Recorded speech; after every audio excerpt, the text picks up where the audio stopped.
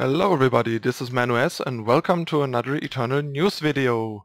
So today we're gonna review the first batch of spoilers after we finally got the spoiler season kickoff for the new set, the Dusk Road. So first off, we have a helpful doorbot, a 0 cost unit, a 0/3 for 0. Nothing exciting, nothing impressive here. Card is not very appealing, because the 0/3 really doesn't do a whole lot. It has no impact whatsoever, no scry 1 or anything, nothing. So unless there's some very interesting and powerful ways to abuse a 0 cost 0/3, I don't see this doing anything meaningful really. So yeah, not very impressive, not very exciting, but kind of a cool and cute artwork though. So I guess that's a plus. Next we have the first legendary, second legendary actually, because Kuriox already was a legendary. So we have the second legendary of the set, called Last Stand at the Gate. The heavy justice card costs triple justice, so preferably in a card for 2 faction decks, and or maybe like some time-based tri-faction decks that have enough color fixing. Like this might be interesting for Chalice, for example.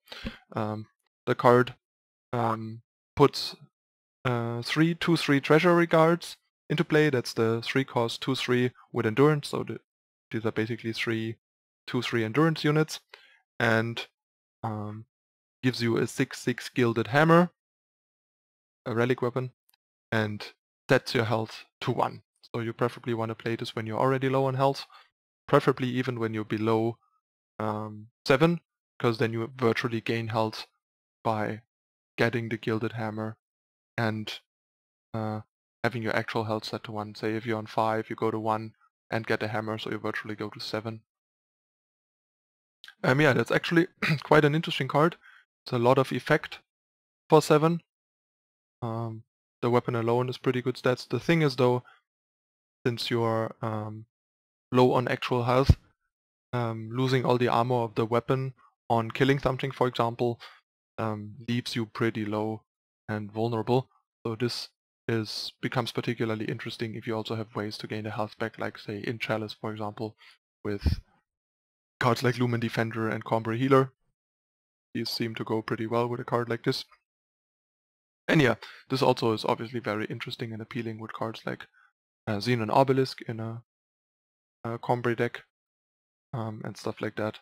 So yeah, this is definitely kind of a cool and interesting card that has a lot of potential and interesting implications. This is the Gilded Hammer, 6 cost, 6/6 relic weapon that you can also return from the void with like a Smuggler's Stash or a Reforge, for example. So that also might make this card a bit more interesting in conjunction with Fire or even in Armory. Although in Armory, probably not so much, because Icaria is probably a bit more appealing as a 7 cost card, since the deck doesn't get a lot of use out of the treasury cards, for example. But yeah. And next we have Jotun Punter. This card is mostly kind of flavorful and cool, but not very good. It's a 5 cost, 2/6. It's a giant, so not a Yeti itself. And you can exhaust the Jotun Punter to give a Yeti +4 attack and flying for this turn. And at the end of your turn, the Yeti gets stunned as a penalty basically for being flung around, punted around by the Jotun Punter. And yeah, that's just like kind of a weird card. 2/6 for 5 is not very impressive. It's kind of a non-Yeti that would want something like a Yeti tribal deck. And sure, you can like kind of fling around Yeti spies to draw cards and deal damage to the opponent and stuff. But all in all, it's kind of a very limited and weird card and interaction. I don't see much constructed potential for it. But it's kind of a fun and flavorful card. It almost like looks like a card from one of the fun sets in Magic, like Unhinged or whatever, because it's just so like kind of absurd and comical that it doesn't look like a serious card for a serious set of the game, but it is, so I guess they're taking things a little less serious in this game than in Magic, for example. And last but not least, the card that just got spoiled a moment ago from the Reddit mod team is Devastating Setback. So it's a 4-cost spell, double shadow, so not an easy splash, and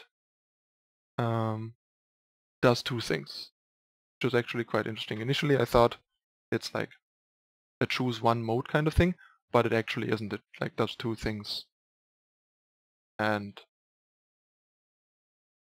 after another, I think, at least.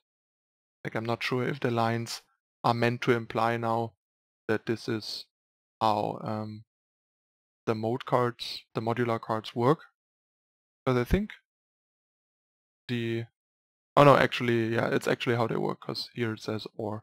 So yeah, it does one or the other.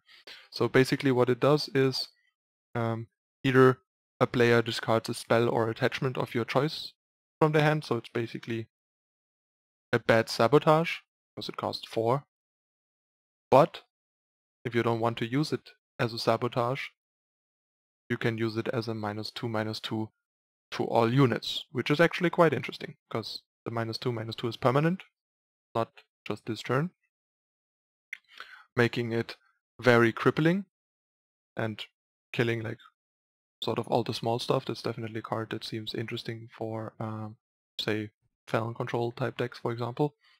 And I think the primary mode will be the -2/-2. You basically put it in your deck for that, and then if you have a scenario or a matchup where the -2/-2 to units doesn't do enough, you just use it as like a sabotage, like against more controlling decks you use it as a sabotage, against aggressive decks use it for -2/-2, and against mid-range you kind of use it depending on what it's good for. Like the -2/-2 can, for example, shut down cards like Dawnwalker temporarily, permanently, which is decent.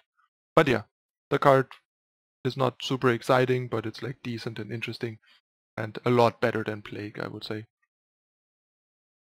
Yeah, not the worst card, but also not super exciting, since the first half of the mode is pretty underpowered for the cost, while the second mode seems pretty appropriate for the cost. I kind of wish the first mode would do something, I don't know, more appropriate for the cost. Like I would have liked it to be, for example, like your opponent discards 2 cards of their choice instead of you choosing a spell or attachment from their hand, so that you at least get like a 2-for-1 or 4 that is very tempo negative, or have the opportunity to do like a board wipe thing. And now it's mostly a board wipe with like a bad alternative motive. -2/-2 to everything kind of sucks. But yeah, it provides more outs for decks to the newly risen token stuff, thanks to Tasia, and additional Lightning Storm type effects against aggro decks and so on. Alright, that's it for the first batch of spoilers. Nothing too exciting yet, except for the last stand at the gate. I think this is actually kind of an exciting, kind of interesting and cool card that breeds a lot of potential and creativity, but we will see what else we will get in the coming days, and I will keep you guys posted with new spoilers, and we'll keep reviewing them and discussing them as they come out. Alright, thanks for watching guys. Don't forget to drop a like below the video if you enjoyed this review, and subscribe and turn on the notifications for future videos if you want to see more, and see you in the next video or on my next stream. Thanks for watching. Bye.